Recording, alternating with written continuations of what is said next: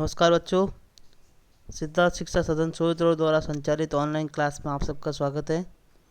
मैं आपका संस्कृत का टीचर गोविंद चौहान हूँ। हम लोग हमारे अध्याय पंडिता रमाबाई का अध्ययन कर रहे थे और उसके आधे पाठ का हमने अध्ययन किया था।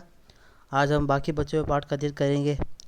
तो उसमें देखिए, आप सबसे पहले 1880 तमे ख्रीष्टाब्दे सा विपिन बिहारी दासेन सह बांकीपुर न्यायालय विवाहम अकरोत्। 1880 जो है उस वर्ष में सा यानी उन्होंने किसने? पंडिता रमाबाई ने विपिन बिहारी दासेन, उनके पति का नाम क्या था? विपिन बिहारी दासेन सह। ये जो सह शब्द आया हुआ है, तो सह शब्द के साथ में हमेशा तृतीय विभक्ति का प्रयोग होता है, इसलिए विपिन बिहारी दासेन लिखा हुआ है। यहाँ पे दास जो शब्द है उसके साथ में एन जोड़ा गया है, तृतीय विभक्ति एक वचन। तो विपिन बिहारी दासेन यानी विपिन बिहारी के साथ बांकीपुर न्यायालय है, बांकीपुर एक स्थान का नाम है, वहाँ पे जो न्यायालय है उसके अंदर उन्होंने विवाह किया। इंग्लिश में कोर्ट मैरिज की उन्होंने। फिर देखिए, सार्धेक वर्षात अनंतरम। सार्धेक हमने समय ज्ञानम पढ़ा था, तो उस पर था सार्ध का मतलब होता है साढ़े और एक का मतलब होता है एक, तो 1.5 या फिर हम बोलेंगे डेढ़। तो डेढ़ वर्ष, सार्धेक वर्ष आता है ना, तो डेढ़ वर्ष अनंतरम यानी बाद, यानी डेढ़ वर्ष के बाद तस्याः पति दिवंगत, यानी उनके पति की मृत्यु हो गई। तो देखिए, शादी के 1.5 साल बाद ही उनके पति की मृत्यु हो चुकी थी। तदंतरम सा पुत्र्या मनोरमया सह जन्मभूमि महाराष्ट्रम प्रत्यागच्छत। अब उसके बाद में उन्होंने वापस जो है अपनी पुत्री के साथ में, उनकी एक पुत्री हुई थी जिसका नाम था मनोरमा, तो उसके साथ में अपनी जन्मभूमि वापस महाराष्ट्र आ गई। नारीणाम समानाय शिक्षाय च सा स्वकीयम जीवनम अर्पितवती। नारियों के सम्मान और शिक्षा के लिए उन्होंने अपना जीवन अर्पित किया। हंटर शिक्षा आयोगस्य यानी हंटर शिक्षा आयोग के समक्षम यानी समक्ष सामने नारी शिक्षा विषय, नारियों की शिक्षा के विषय में सा यानी उसने स्वमतम प्रस्तुतवती, अपना मत प्रस्तुत किया।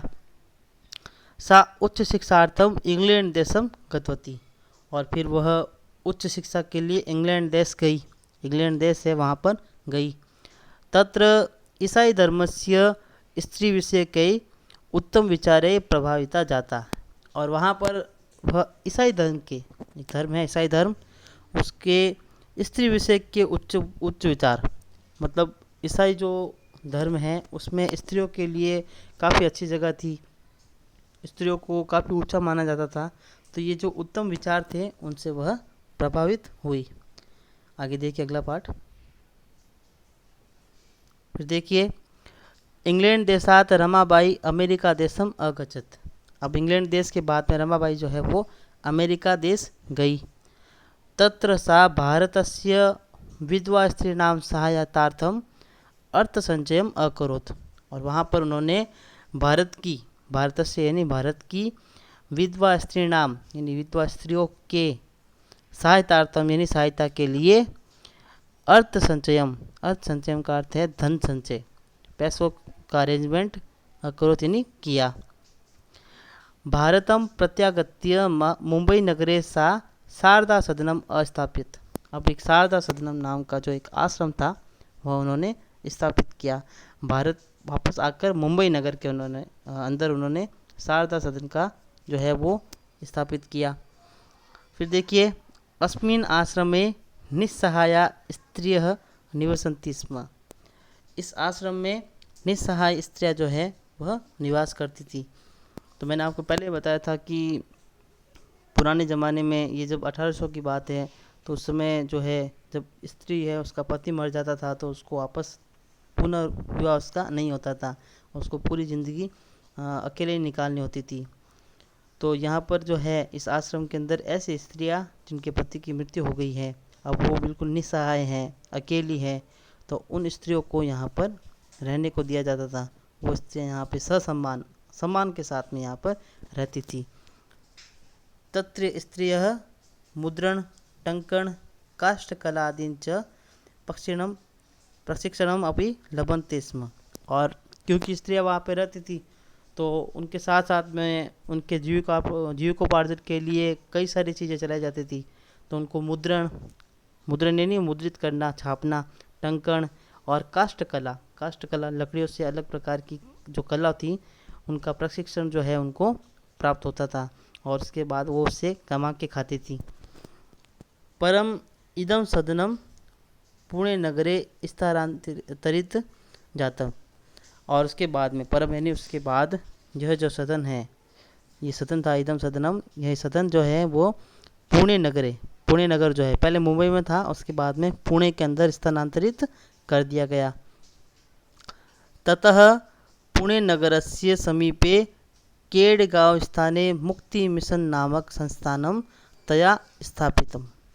और फिर बाद में वहाँ पर पुणे नगर के समीप एक गांव है जिसका नाम है केडगांव, उस स्थान पर मुक्ति मिशन नाम का संस्थान जो है वह तया स्थापितम। ये देखिए शब्द आया हुआ तया।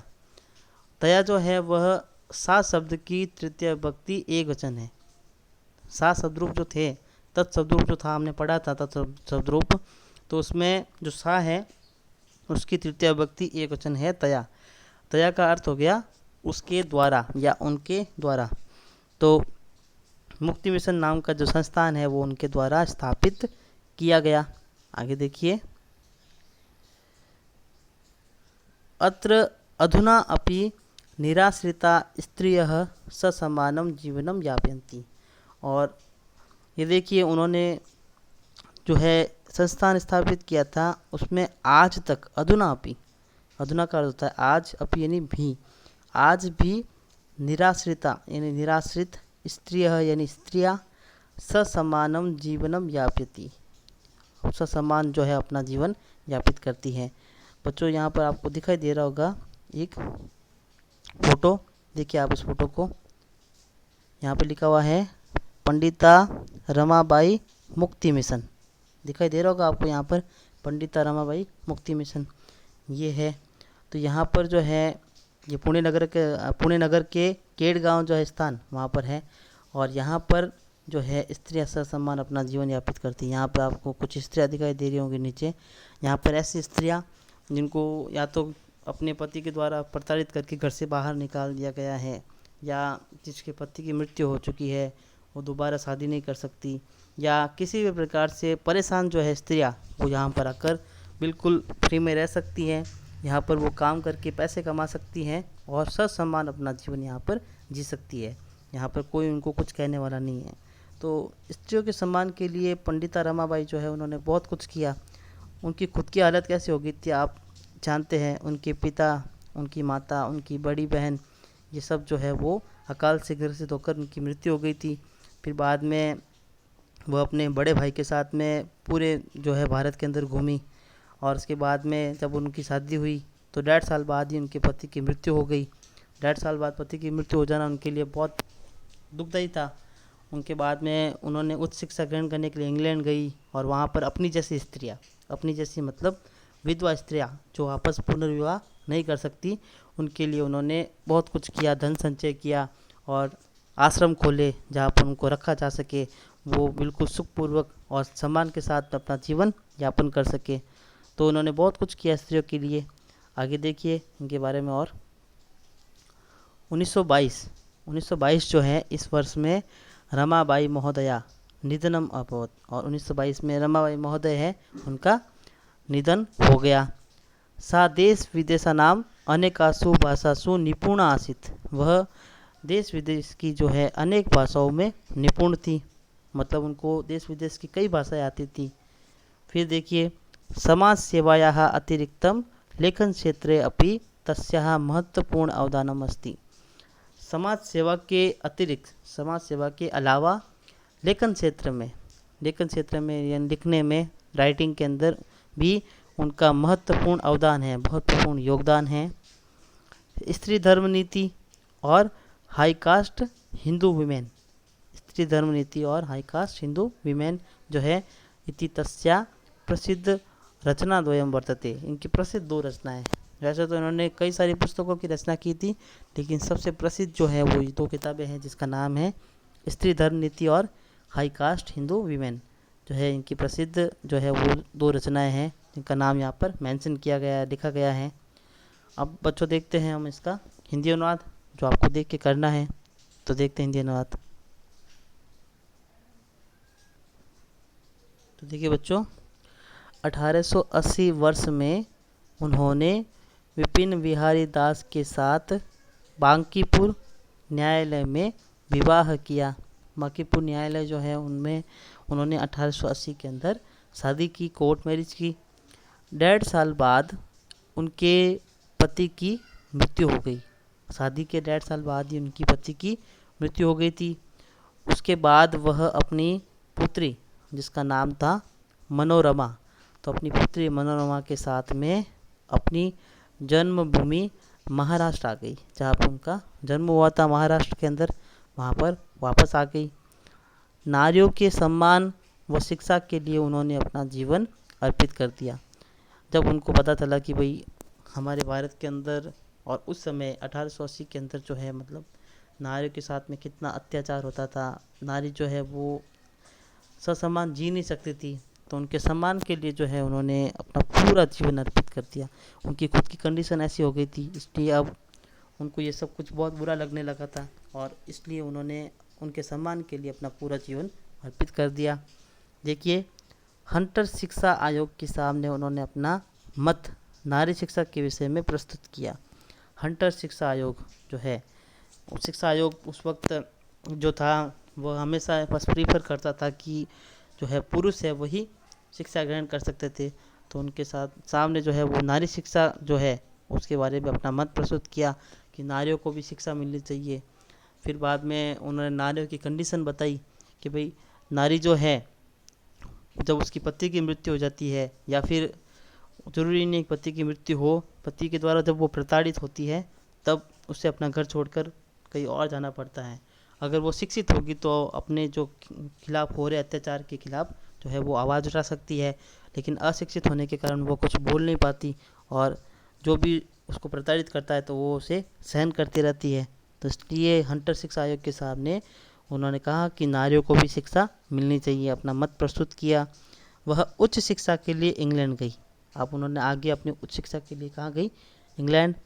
वहाँ ईसाई धर्म के स्त्री के विषय में उत्तम विचारों से वह प्रभावित हुई। ईसाई धर्म के अंदर स्त्रियों के विषय में बहुत ही उत्तम विचार थे, तो इससे वह बहुत ही प्रभावित हुई। फिर देखिए, इंग्लैंड देश में रमाबाई इंग्लैंड देश से रमाबाई जो है वो अमेरिका देश गई। इंग्लैंड जाने के बाद वो अमेरिका गई।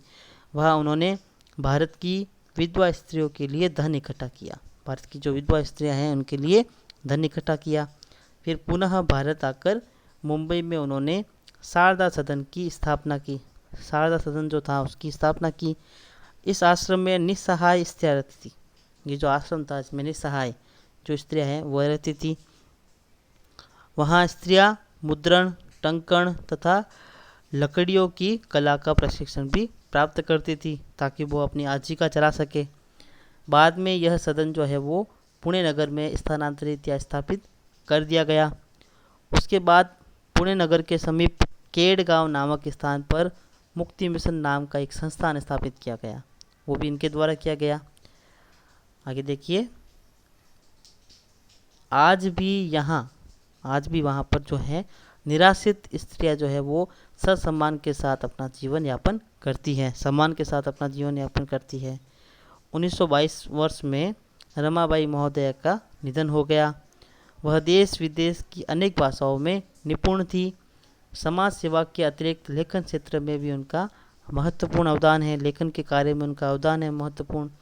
स्त्री धर्म नीति और हाई कास्ट हिंदू वुमेन जो है ये उनकी दो प्रसिद्ध रचनाएं हैं।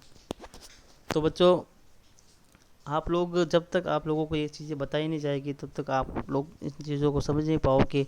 आप अगर हमारे भारत का पुराना इतिहास उठाकर देखोगे तो वहाँ पर स्त्रियों के ऊपर बहुत ज़्यादा अत्याचार हुए हैं, लेकिन अब जो है हमारा भारत काफ़ी आगे बढ़ चुका है स्त्रियों को लेकर, और स्त्रियाँ भी जो है वो हर जगह काफ़ी आगे हैं।